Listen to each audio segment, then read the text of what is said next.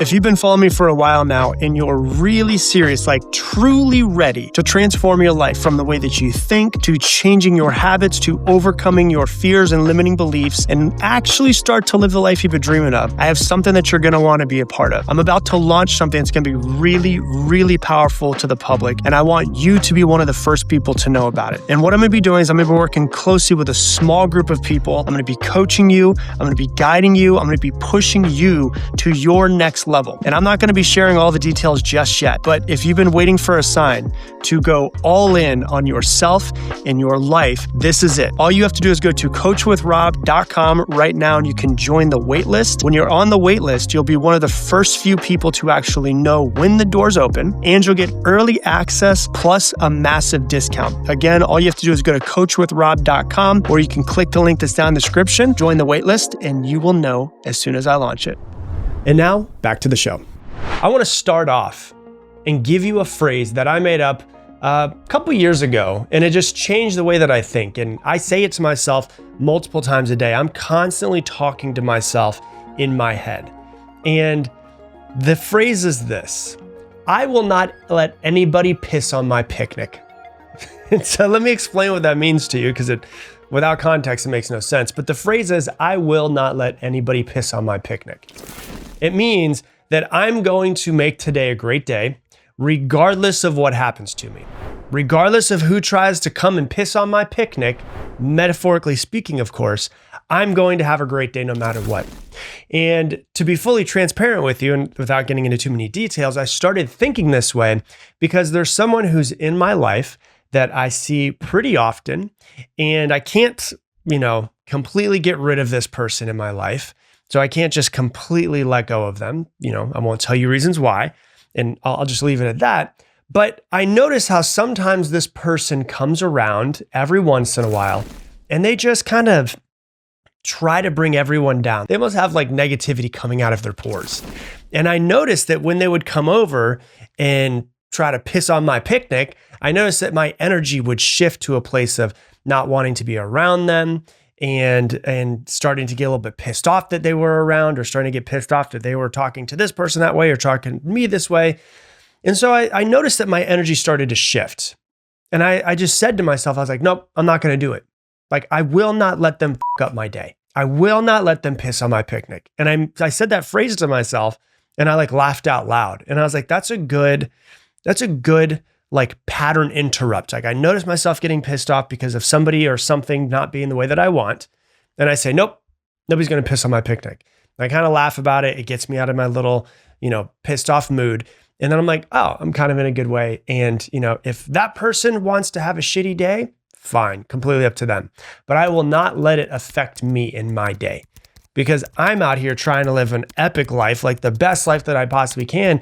And I let this negative Nancy come in and ruin my day, then that's not going to help me live an epic life. And so I just want to say it up front. When you really look at it, this is a decision. It's you saying that you are not at the mercy of your circumstances. And I really want you to understand this. You are not at the mercy of your circumstances. You're not having a bad day because things are chaotic. You're having a bad day because of the way that you're thinking about your current circumstances of life.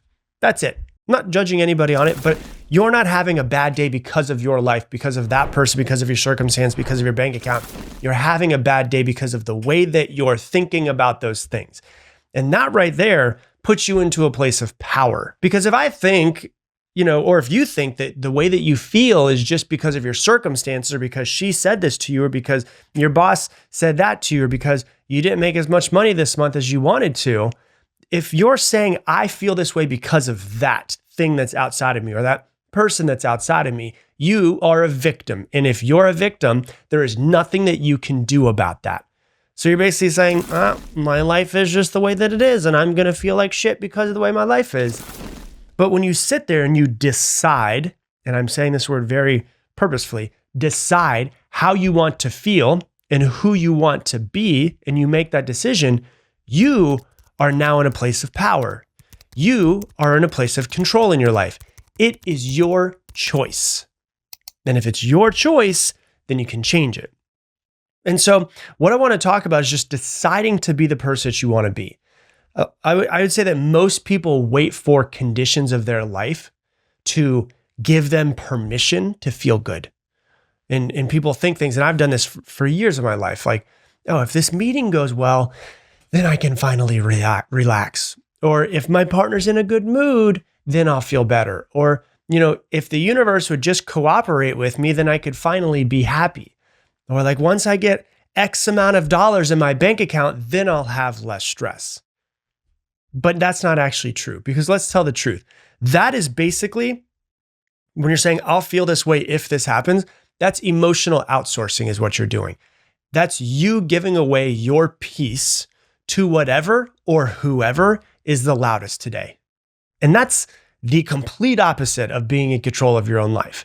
Like, you don't need to have a perfect day to be a powerful person, to be a person who takes action, be a person who loves everybody as much as they can, have as much joy and happiness and fulfillment. You don't need a perfect day for that shit. And to be honest with you, you won't have many perfect days in your life, because most of the times stuff's going to go off the rails. And so what you need is a decision that no matter what happens, I'm going to be this way. And that decision sounds like, no one can piss on my picnic. Today is mine. And I've already decided that today is going to be amazing. And you just have that mantra running through your head no matter what. And it shifts you out of your little negative Nancy mindset that you might get into, or shifts you into, paying attention to this thing, or saying, I'm not going to be happy because of that. But ultimately, the point here is the decision. You have to decide who you will be no matter what. You have to decide who you will be no matter what. That is actually the only thing that you're really in control of, not the circumstances.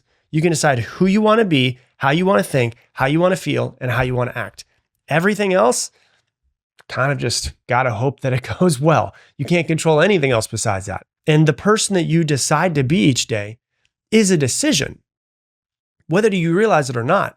But for most people, and for me, for many autopilot years of my life, it was an unconscious decision to be the same person that I was yesterday. I'm just going to be the same person I was yesterday because this is the way I've always been, and this is all that I know. And, when you look at neuroscience actually shows you that your thoughts create your feelings. Your feelings drive your actions, and your actions shape your entire reality. And so what should we go back to? Anytime something is screwed up in our life, going back to our thoughts. And this isn't like woo-woo stuff like, hey, you should pay attention to your thoughts, man. Your thoughts reflect your reality. No, this is actual real neuroscience.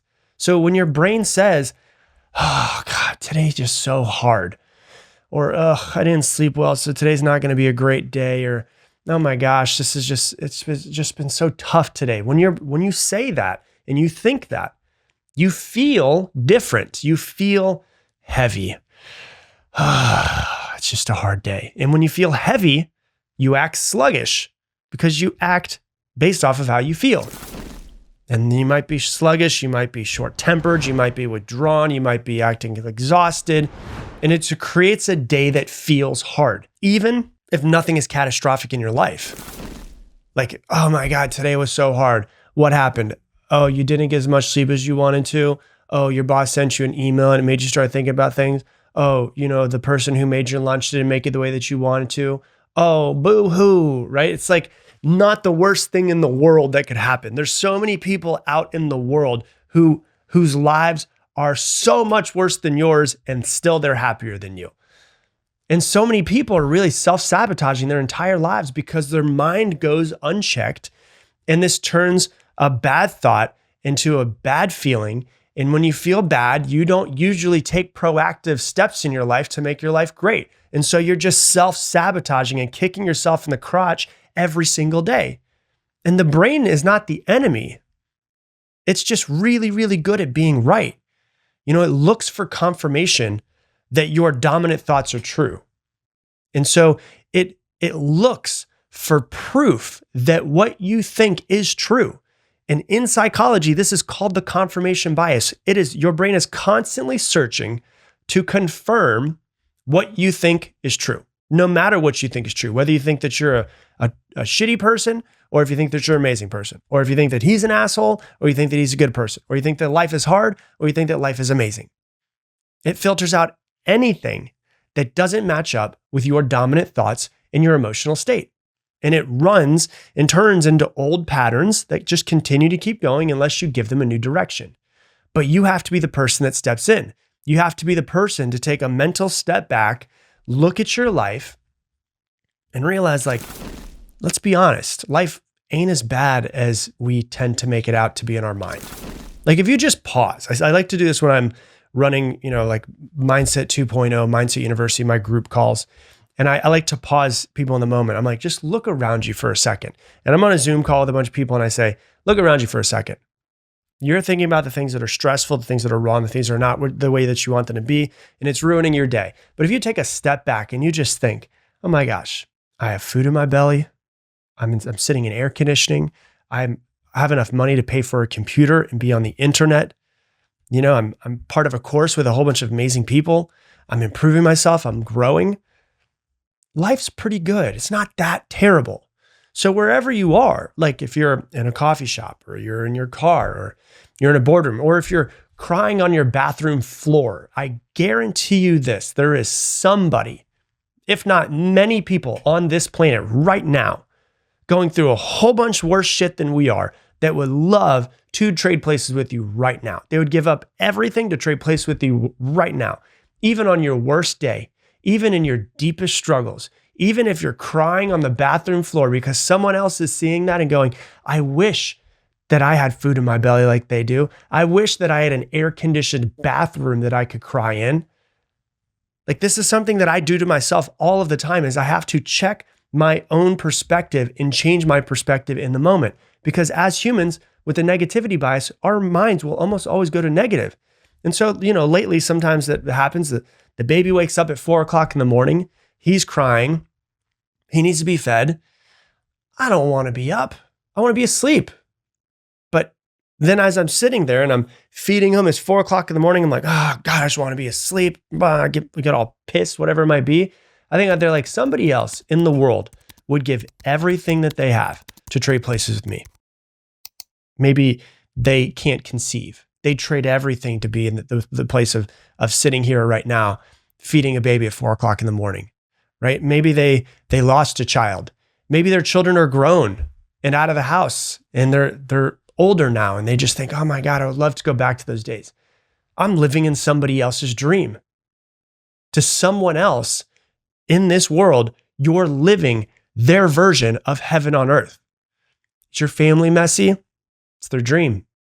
Your job, you're bored with, you don't get treated as well as you want to, somebody's ultimate goal out there. Your body that you criticize and talk shit to, somebody else's unanswered prayer. It's like the phrase, when someone's healthy, they have a 1,000 wishes. When someone's unhealthy, they have one wish, right? And it's so wild how often we just go to the negativity and not being like, well, who do I want to be? How do I want to think? And how can I think about how amazing my life is, no matter what happens? This doesn't mean that things aren't hard. It doesn't mean that you don't strive for more. It doesn't mean that you're not allowed to think that way or to be that way or to try to grow or try to improve or try to make more money or have more fun or build your business. It just means that you don't have to wait for more in order to feel good now. And so it's like, you have to realize you're not the thermometer in your life, you're the thermostat in your life. Like the reframe to change your life is, most people walk into a room and they feel the vibe and they absorb the vibe and they act the way that, people around them are acting. They take on stress or they take on drama or they take on someone's low energy or negativity. That's like a thermometer, right? They just reflect the temperature that's around them, but not you, not anymore. Like, you're not going to be that person anymore. You have to be the thermostat. You have to decide that you are going to set the tone, whether it's around other people or whether it's just in your own damn life. You need to set the tone. You need to choose the energy that you're going to have no matter what. I'm setting the temperature, not adjusting to the temperature. You don't absorb anything. You generate everything. That's leadership. That's responsibility. That's freedom more than anything else. Freedom is when you stop living somebody else's life that was programmed or conditioned into you when you were younger, and you just think to yourself, I'm going to decide from this moment forward, okay, yeah, maybe you're 37 years old and you've been this person. You've been Stacy up until 37 years old, and you've been that person that's been programmed from childhood and from teenage years and through relationships, and you've been programmed to be this person. okay, from this, that was chapter 1 of my life. Now we're going to flip to chapter 2. I'm going to decide who I want to be, how I want to act, what I want to do, and how I want to feel every single day. Who I want to be, how I want to act, what I want to do, and how I want to feel. And I'm the one that's in charge of that. That's pretty much the only thing that I'm in control of. And that's the only thing that you're really in control of as well. And so what you have to ask yourself is, who are you choosing to be today?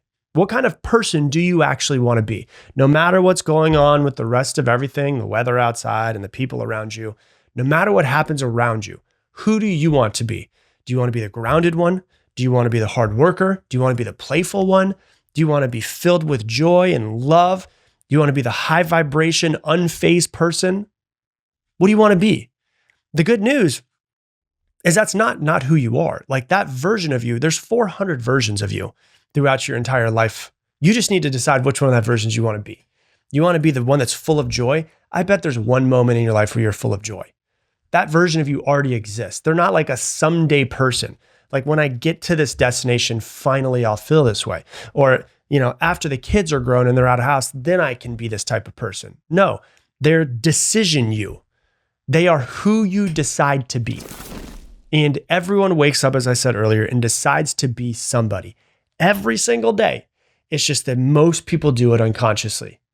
And they're just unconsciously deciding to be who they were the day before, and the day before that, and the day before that. And it's, as Alan Watts says, it's all retch and no vomit. Like nothing actually changes. Nothing actually happens. You get to access that person whenever you want, the new person, simply by deciding who you want it to be and choosing the thoughts that match their identity.